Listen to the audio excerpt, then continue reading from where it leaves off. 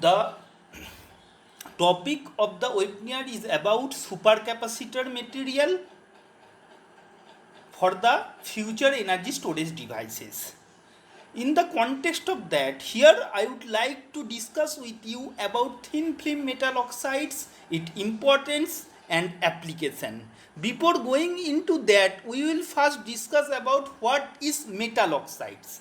In general, metal oxides is denoted by MO, where M stands for metal and O oxygen. So when a metal mixed with the oxygen, it creates metal oxides, which are most abundant material in the earth crust. Now we all know that metal oxides is very much important material for different optical, electrical and magnetic devices. We have previously used this in different sensors, coating, etc. Why? Because it is a very much interesting group of solid material with an extensive variety of structural, optical, electrical and magnetic properties. So this variation of the property came from different things, that is from preparation process to how we want to get them. So metal oxides have wide range of practical application. Now the elegancy of metal oxides originates from generally oxidation states. We know that during preparation process, by varying different parameter of the preparation, we can change the oxidation states, symmetry and crystal field stabilization, stability of the material, which is very much important, density, high ionicity, stoichiometry, band gap. We can also change the band gap of the material by doping it with different dopant, as well as changing the parameter of structural as well as crystallized size. Optical transparency, intrinsically semiconducting material, also semiconducting property can also change, and electrical conductivity of the material. There are different simple binary oxides. Some of them is well known to us. Different research groups are working on that. That is zinc oxide, tin oxide, copper oxide, titanium oxide, etc. Along with that, there are different mixed oxides like titanates, galates, cobaltite, etc. Cobaltite also becoming a very much important material among the researchers. Different work is going on to know the electrical and magnetic property of cobaltites. Now, if we want to get a material, we can prepare it in different physical forms, such as we can get bulk 3D, thick films, thin film, which are also called with 2D material, ultra thin films and nanowires, that is 1D material. We are not going into details about that, but one thing we said must be keep in mind that when we want to get different forms of the material, their property also changes. There is huge difference of properties between thin films and bulk material, where a non-conductor can also become a conductor if we generally decrease the size of the material. So most of the application requires the material in either thin film or nanostructure form, because if we decrease the dimension, high surface energy is there. So here come an important term, that is thin film. What is a thin film? In general, thin film means a layer over a substrate.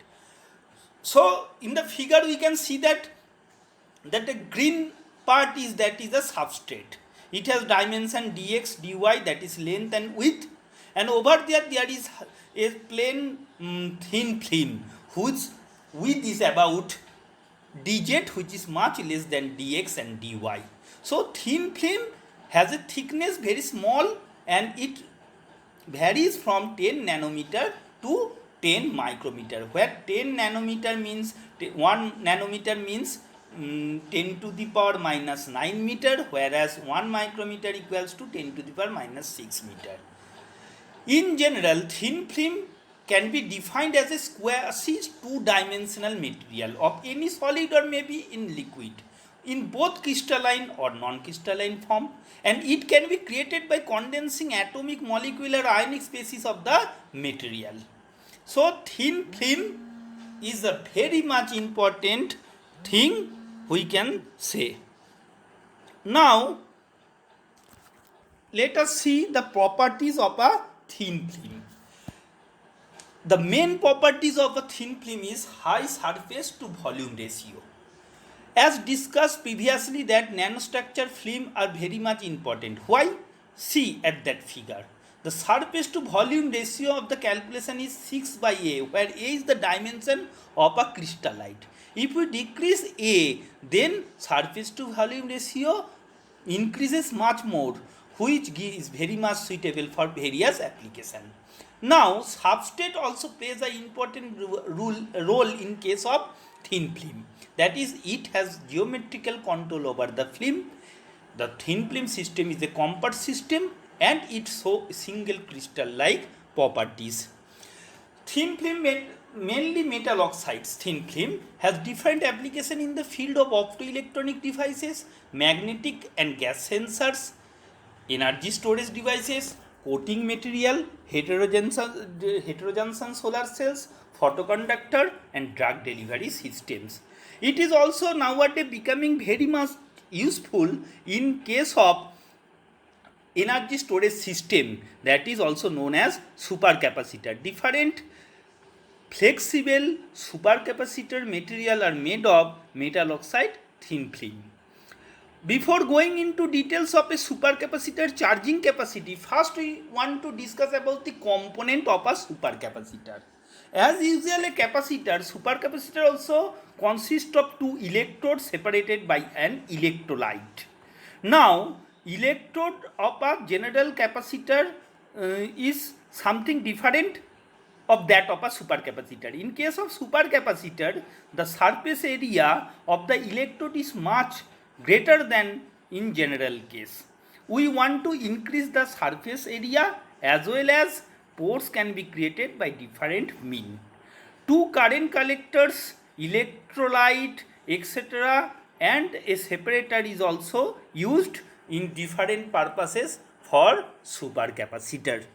Now, to achieve a high storage capacity of a electrode that used in a supercapacitor, the main criteria is it must be high surface area, pore size must be high, fast charge discharge rate and high conductivity. Through different preparation process, we can increase the surface area, pore size of the material, we can make it high conductivity and fast charge discharge rate. So, we should use such a material in case of supercapacitor electrode that it must be high surface area. So, thin film metal oxide has some advantage in this context. Salt-based defined electrolyte also used, such as lithium sulfate, sodium sulfate, ammonium salts, different ionic liquids, tetrafluoroborate, etc. For a typical supercapacitor, in general the voltage capacity is about 2.7 volt, whereas the capacitance must be equals to 500 farad or much more. In case of supercapacitor, we use the term specific surface area, which means that total surface area of a material per unit of mass. Energy density of a supercapacitor material and power density is also important, because during the comparison between supercapacitor and battery, this term is important. We have to increase our energy density for a supercapacitor material. The charging and discharging property of a supercapacitor material plays an important role to derive the property of that supercapacitor. First, here we will discuss about electrical double layer capacitor, which is also known as EDLC. For charging case, when voltage is applied as shown in the figure, before when no voltage is there, that is the anode and cathode, the charges are separated.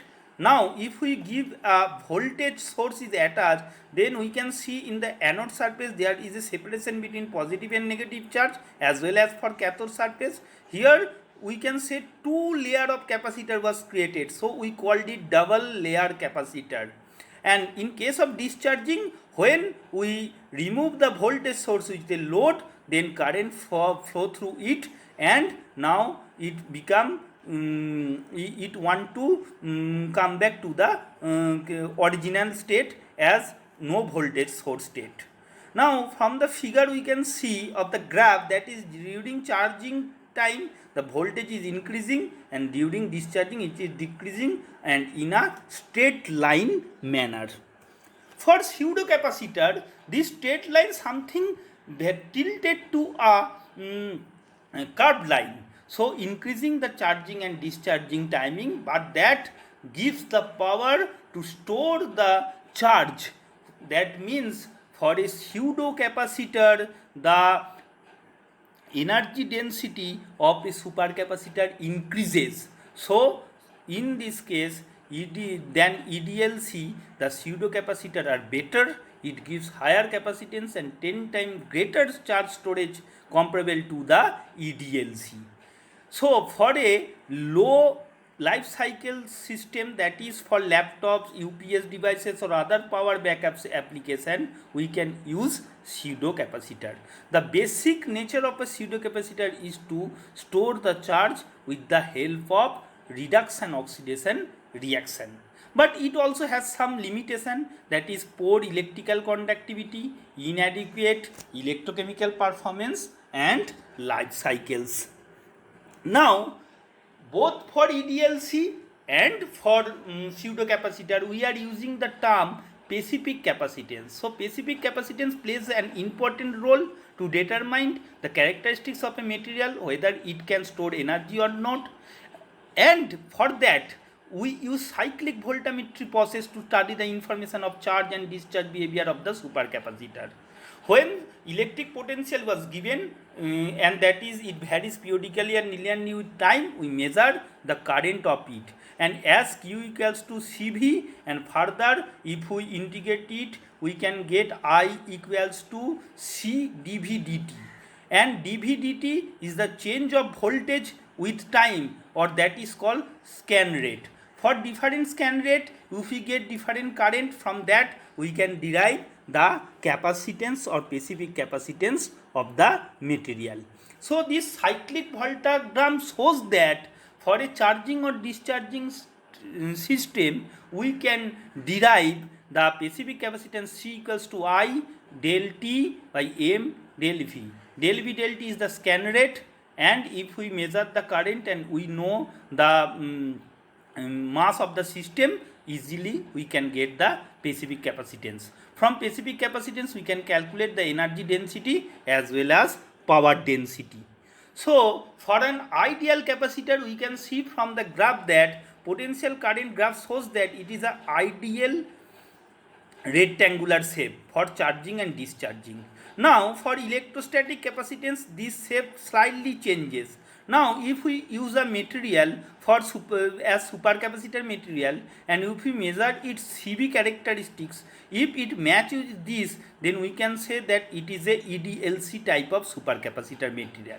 Whereas from the third figure, we can see there is some redox peaks which was not present in the previous picture, and this type of graph or property where charging and discharging occur due to oxidation and reduction, and that peaks are shown in the figure, we can generally call it as a pseudocapacitor. So if we take the CV measurement of our material for different scan rates, then we can get as well as specific capacitance value, and we can also calculate the nature of the capacitance, that is whether it is electrostatic capacitance or there is influence of pseudocapacitance from this graph.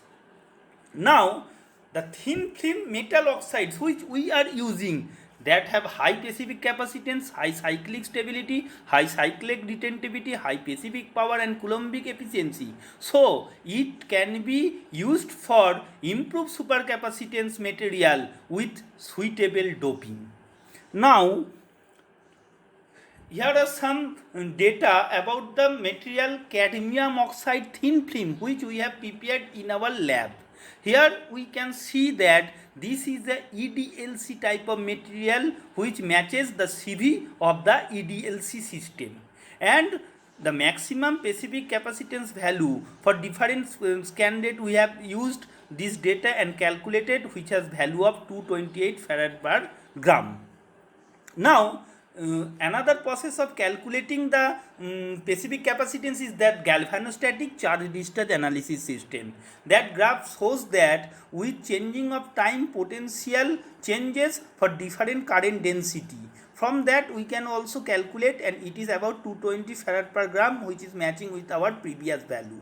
So for different scan rates, the specific capacitance is also decreasing in this case, which may be due to resistive draw or slow kinematics of the Faradic mechanism of reaction. Now, one of the most important property of a material which will be used for supercapacitance application is that retentivity of its capacitance. That is, after a certain amount of cycle, how much capacitance can it retain. Now, in our material, after 5000 cycles, the retentivity is 95.6%, above 96%, and which is great value we can say. If we can increase the specific capacitance of our material, which is now 220 farad per gram, but for a general property of a supercapacitor material it will be over 500 farad per gram, and for a nowadays practical devices which we are getting from market, this value must be about 1500 to 1800 farad per gram. So we have to look into the matter by how we can change the material by doping it, by changing the preparation process parameter, that we must increase the specific capacitance of our sample. But one thing is great for our case, that is the retentivity is too much high. It shows also high specific energy of 1100 watt hour per kg, and specific power is also 2.2 kilowatt per kg, and the coulombic efficiency is about 97.4%.